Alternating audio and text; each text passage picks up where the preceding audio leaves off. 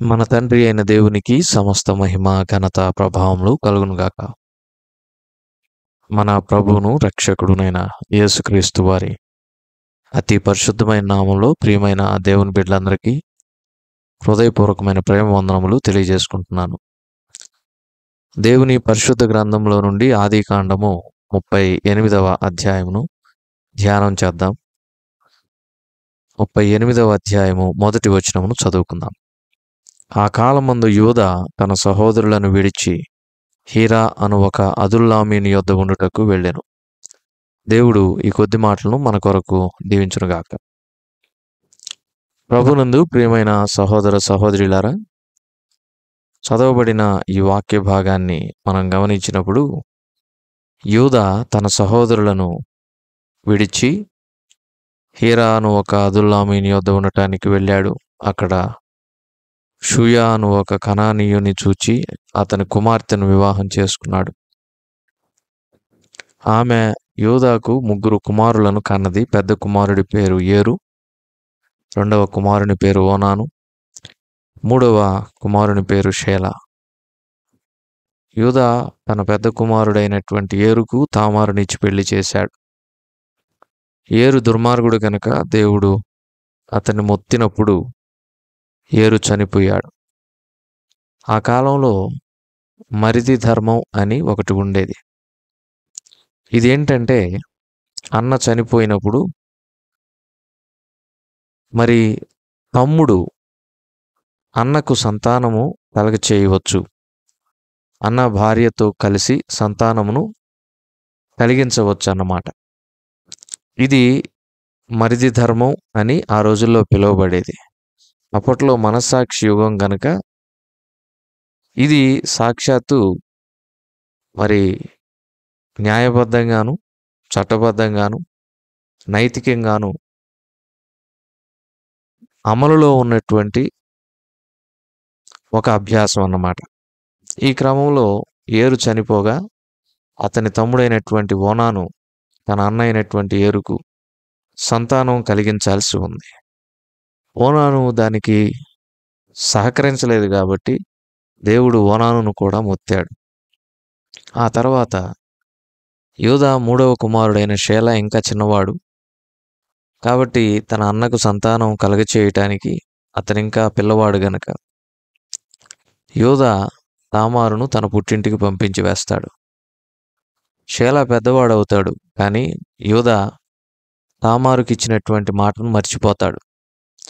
తన 3వ కుమారుడు వయసుకు వచ్చేంత వరకు నువ్వు నీ పుట్టింట్లో ఉండని చెప్పి పంపించినటువంటి యూదా తామారును మర్చిపోతాడు, తామారుకి ఇచ్చిన మాటను మర్చిపోతాడు. ఈ క్రమంలో తామారు తన వైధవ్య వస్త్రములను తీసివేసి వేశ్యావేషం వేసుకొని యూదా అటుగా వస్తున్నాడు అని చెప్పి తెలుసుకొని యూదాతో కూడా వెళ్ళినప్పుడు ఆమె గర్భవతి అవుతుంది. యూదా తానెవరో ఒక వేశ్య అనుకుంటాడు. ఈ క్రమంలో తామారు గర్భవతి అయిందని యూదాకు తెలిసినప్పుడు ఊరి పెద్దలతో వచ్చి తామారును మరి జారత్వం చేసింది కాబట్టి ఆమెను చంపేయాలి అని చెప్పి ఊరి పెద్దలతో కలిసి ఆమె ఇంటి దగ్గరికి వచ్చినప్పుడు ఆమె ఈ మనుష్యుని వలన నేను గర్భవతిని అయ్యాను అని చెప్పి కొన్ని గుర్తులను ఆనవాలను ఇచ్చి పంపిస్తుంది. వాటిని చూచినప్పుడు యూదాకు అర్థమవుతుంది అవి తనవేనని. యూదా చేసిన పనేంటో తాను జ్ఞాపకం తెచ్చుకొని తామారు నాకంటే నీతిమంతురాలు అని చెప్పి ఇక నెన్నటికి ఆమెను ముట్టడు. అయితే ఆమె గర్భవతి అయి 2 మగపిల్లలను ప్రసవిస్తుంది. ఈ క్రమంలో మనం చూచినప్పుడు ప్రసవించే సమయంలో 2 కవల పిల్లలు కాబట్టి ముందు ఆ 2 పిల్లల్లో ఒకడు తన చేతిని బయటికి పెడతాడు. అతని చేతికి మంత్రసాని ఎర్రదారం కడుతుంది. అయితే అతన్ని భేదించుకొని ఇంకొకడు బయటికి వస్తాడు. అతని పేరు పెరెసు. ఎర్రదారం కట్టుకొని అతని తర్వాత వచ్చిన వ్యక్తి పేరు జెరహు. ఈ పెరెసులో నుండి యేసుక్రీస్తు ప్రభువారు వచ్చినట్లుగా మత్తయి సువార్త 1వ అధ్యాయంలో ప్రభువైన యేసుక్రీస్తు వారి యొక్క వంశావళిని గురించి చదివినప్పుడు మనం చూస్తాం. ఇది 38వ అధ్యాయంలో జరిగినటువంటి చరిత్ర. ఇందులో నుంచి మనం కొన్ని పాఠాలు నేర్చుకోవాలి. ఒకటి ఏంటంటే, ఏరు, ఓనాను ఎలాంటి వారంటే, వారు తమ హృదయంలో దుర్మార్గత కలిగి ఉన్నారు. వారి మనస్సు మంచిది కాదు. కాబట్టి దేవుడు వారిని మొత్తినట్లుగా మనం చూస్తున్నాం. ఎందుకని దేవుడు మొత్తాడు? దేవుని పరిశుద్ధ గ్రంథంలో ఒక మాట ఉంటుంది. యాకోబు పత్రిక 4వ అధ్యాయము చివరి వచనం అనగా 17వ వచనం. కాబట్టి మేలైనది చేయనెరిగియు అలాగూ చేయని వానికి పాపము కలుగును. ఏరు స్వభావమే దుష్ట స్వభావం. కాబట్టి దేవుడు అతన్ని మొత్తగా అతను చనిపోయాడు. అతని స్థానములో తన అన్నకు సంతానం కలిగించటానికి మరిదిగా తన భుజముల మీద ఒక భారం, బాధ్యత ఉన్నటువంటి ఓనాను కూడా మేలైనది ఏంటో తెలిసి, మంచి పని ఏంటో తెలిసి, తన బాధ్యత ఏంటో తెలిసి, తానేం చేయాలో తెలిసి దాన్ని చేయలేదు. కాబట్టి వాక్య ప్రకారం మనం చూచినప్పుడు మేలైనది చేయనెరిగియు దానిని చెయ్యకపోతే పాపం కలుగుతుంది. ప్రభునందు ప్రియమైన వారలారా, మన జీవితములలో కొన్ని పనులు మంచివని మన మనస్సాక్షికే తెలుసు, మంచివని మన హృదయానికి తెలుసు. కానీ మనం ఏం చేస్తామంటే వాటిని మన అహం వలనో, లేదంటే మనం ఎక్కడ తగ్గిపోతామో అనేటటువంటి ఉద్దేశం వలనో, అది చేస్తే మనకేమొస్తుంది అనేటటువంటి ఉద్దేశం వలనో, లేదంటే నేను ఎందుకు చెయ్యాలి అనేటటువంటి అహంభావం వలనో మనము ఆ మేలైన పనులు చాలా వాటిని తెలిసి కూడా చేయకుండా ఉంటాం. వాక్యం ఏం సెలవిస్తుందంటే, ఇది మేలుకరమైన పని అని తెలిసి మనం చేయకపోతే పాపం కలుగుతుంది.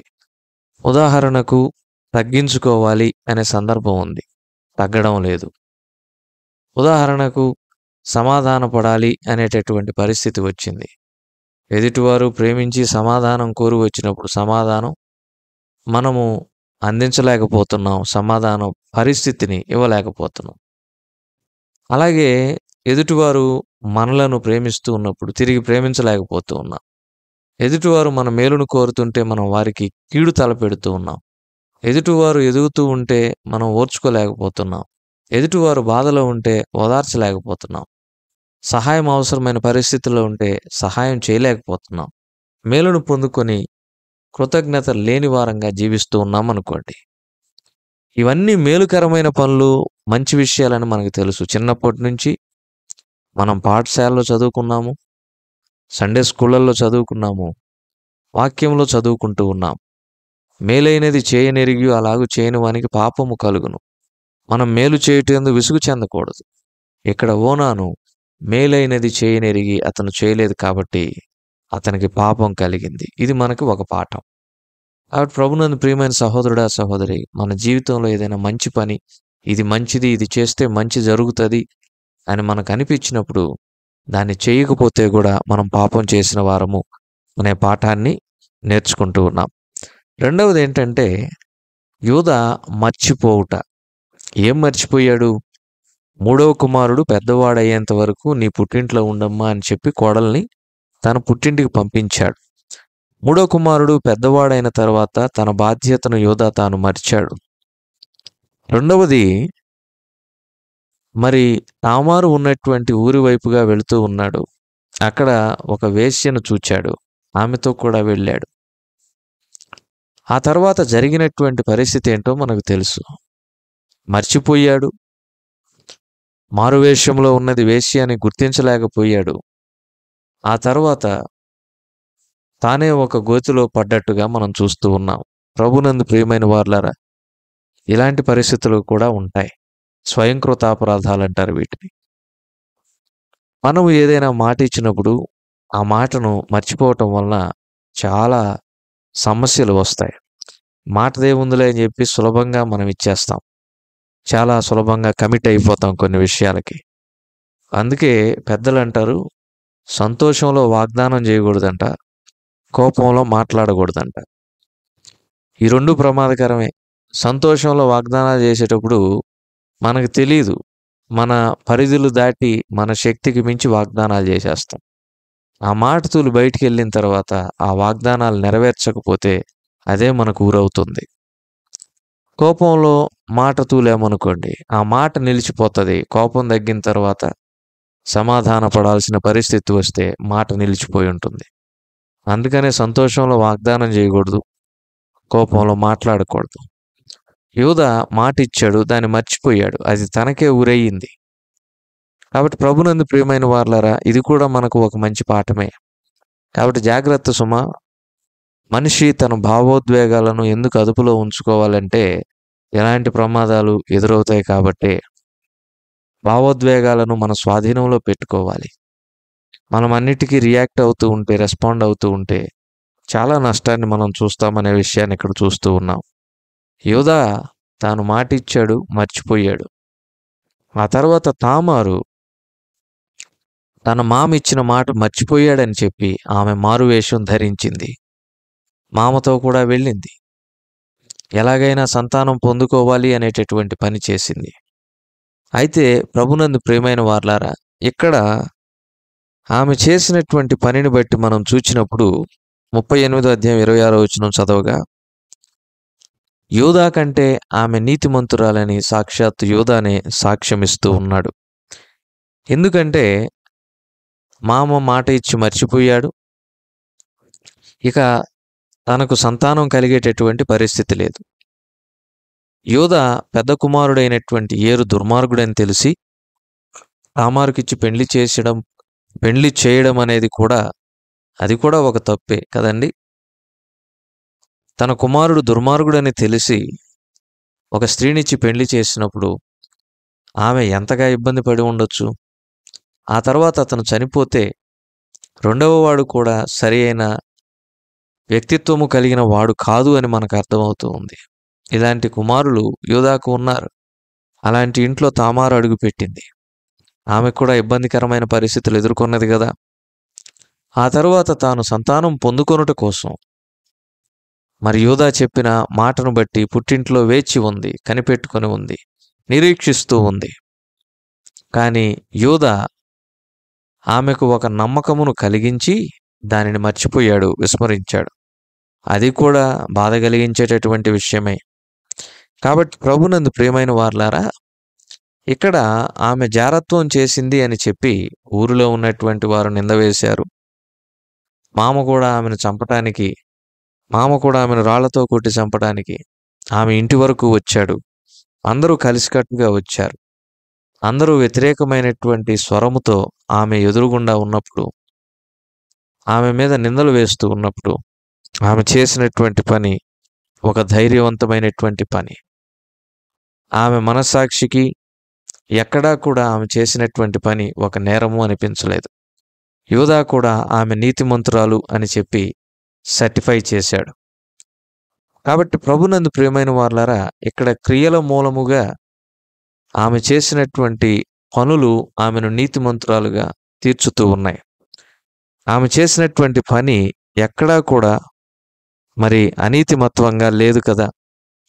దేవుడు మామ మర్చిపోయినా కూడా మర్చిపోనటువంటి వాడు. యూదా మర్చిపోయాడు, మాట ఇచ్చాడు, కానీ దేవుడు ఆమెను మర్చిపోలేదు. భర్త విషయంలో ఆమెకు అన్యాయం జరిగింది, కానీ దేవుడు ఆమెకు అన్యాయం చేయలేదు. మరిది ద్వారా అన్యాయం జరిగింది, దేవుడు ఆమెకు అన్యాయం చేయలేదు. ఊరి పెద్దలందరూ కలిసి ఆమెను రాళ్లతో కొట్టాలనుకున్నారు, దేవుడు ఆమెకు అన్యాయం చేయలేదు.